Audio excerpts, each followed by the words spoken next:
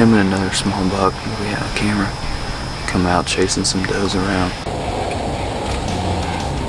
Walked right up here where we had our trail camera, 20 yards, and I put a pretty good shot on him and hit.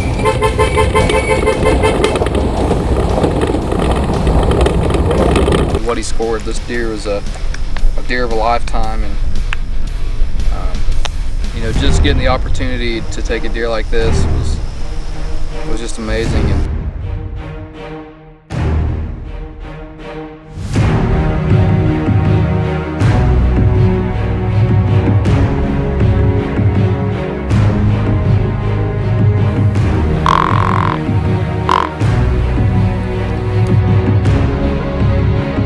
tough right now. I think evening hunts are the way to go.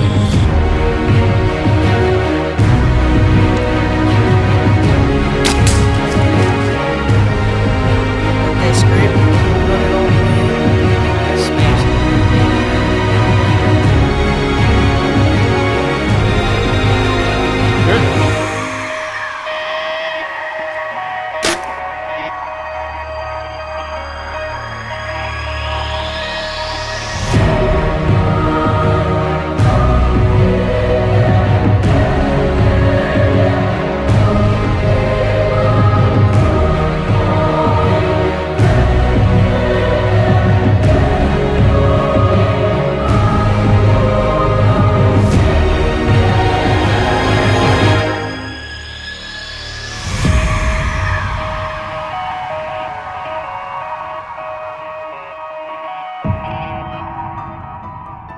You hear about them all the time, killing trees or killing spots. It's not necessarily a place where you hunt every day. It's a spot that is the ideal spot to kill the buck you're after, but something's preventing you from hunting there every day. So you have to wait till the conditions are perfect to get in there. You can't get in there until the wind's right, because if you go in there before then, you're gonna ruin your opportunities of getting shot at that buck, because he's gonna bust you and probably change what he's doing. Maybe it's a field with no trees suitable for a tree stand. So you can't get a tree stand in there. You have to go in there, make a ground blind. And you know, Dillon and Griffin Knopp, Mason Knopp out in Kansas, they're also working on a game plan. Well, here we are. It's late July. We are been getting ready for the 2012 deer season, and we've got a couple spots, especially the food plot where you can't hang stands. So we got the brilliant idea. We're going to build a hay bale blind. So we're going to start working on that today. Hopefully get it done pretty soon, and hopefully it'll work out for us. It'll be pretty fun hunting out of that thing.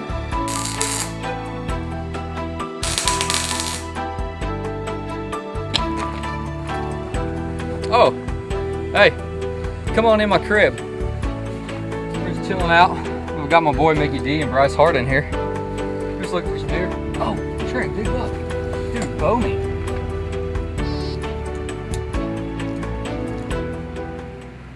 Matt. Yeah, big buck down just like that. Hay bale blinds, no. Dillon told me about this buck he was getting on trail cam and told me he was going after him. Tree stand wasn't an option. They got the ground blind in on the fence line and waited for the perfect moment. November 8th, 2012, and Mason was going to skip school this morning to go deer hunting with me. We were chasing after this buck we called Rocky. He was hands down the biggest deer I'd ever seen in my life, and we'd had a lot of trail camera pictures of him, and especially the last week leading up to that day, he had been coming in almost every single day. He came in mostly in the mornings, and so we decided we weren't going to hunt in the evenings. It was all going to be morning hunts, and since he was coming in so consistently, we weren't going to grunt, we were going to rattle, none of that. Just going to go in there, sit quiet, and hope that he comes by. Right at daylight, Mason and I spot this buck chasing a doe out in front of us in the timber. We can kind of get glimpses of him, and at first Mason thought it was him, and then we got a decent look at his rack, and it didn't take much of a look to notice that it wasn't Rocky. And but not 5 minutes later, we seen another doe and a big wide set antlers coming through the woods. We knew who it was. Him and this doe, they go off to the left of us, and they're eating on these bushes. The doe stays over there for probably 10-15 minutes, but he walked on past her and came right out in front of the hay bale blind at about 23 yards, and that's when we made the shot on him.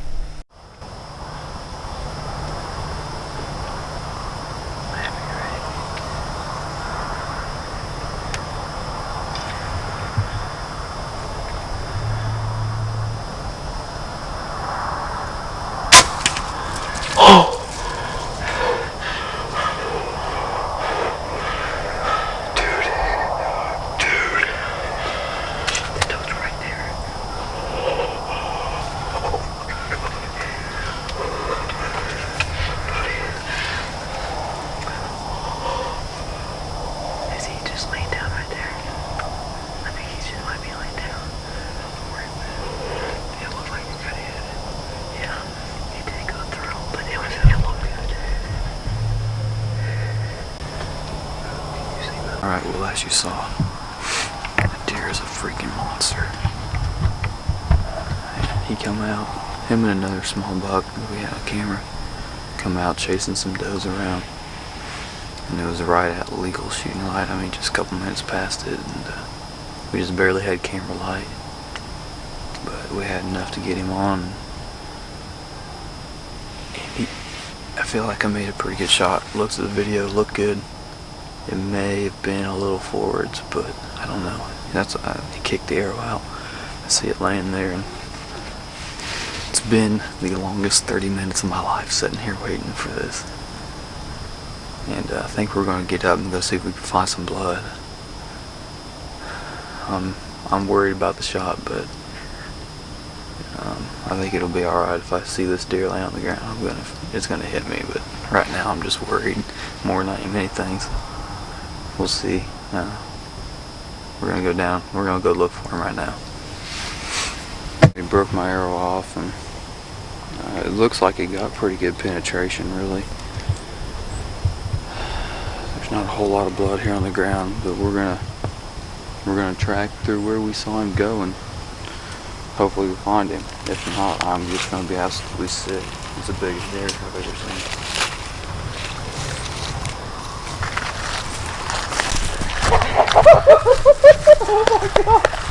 Oh my god! Oh! Yeah!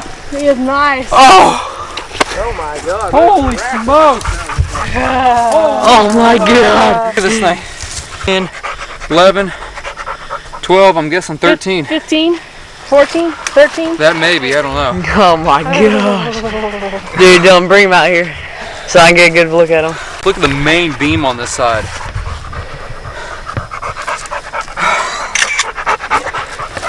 Wow. I can't believe this. Man, I cannot believe this. January 12th, he'll take off. And then what? Does he hire you? Will he keep them, or do you know? Well, I'm staying. I don't know about everybody else. I know I have a job. You have a job.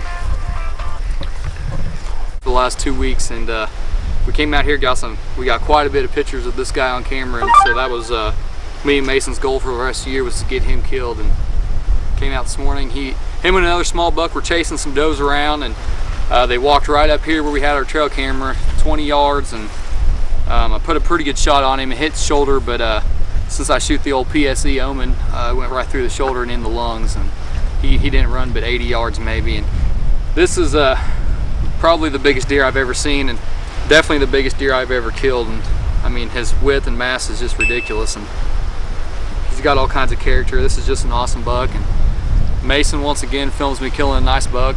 He's always the one behind the camera when I put the bucks down, and I got to film him killing one a couple weeks ago, and so now we got to get Griffin one now. We'll have the hat trick.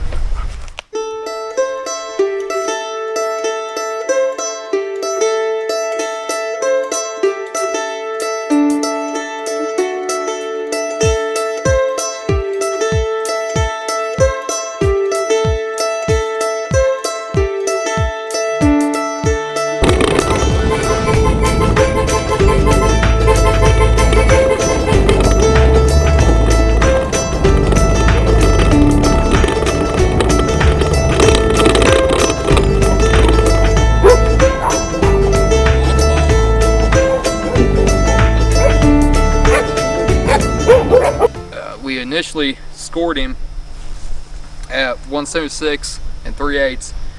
This right here, we weren't sure how to score this. We did some research on it, and since it's webbed all the way down and the base of it is a peanut shape, not an oval shape, that indicates 2 separate tines. And the same thing over here on this side.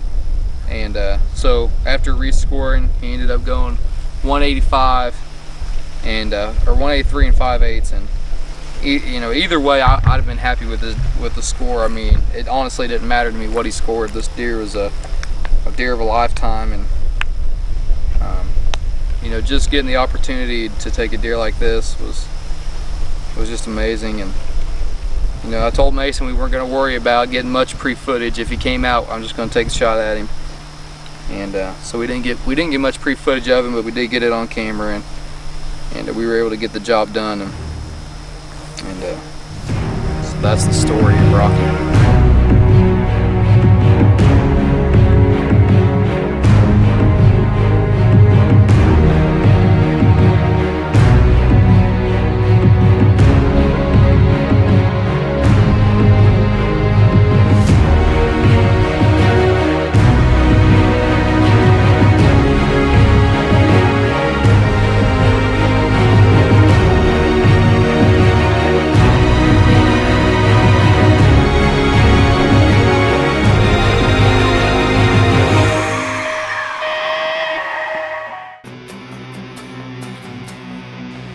I've seen a lot of deer so far.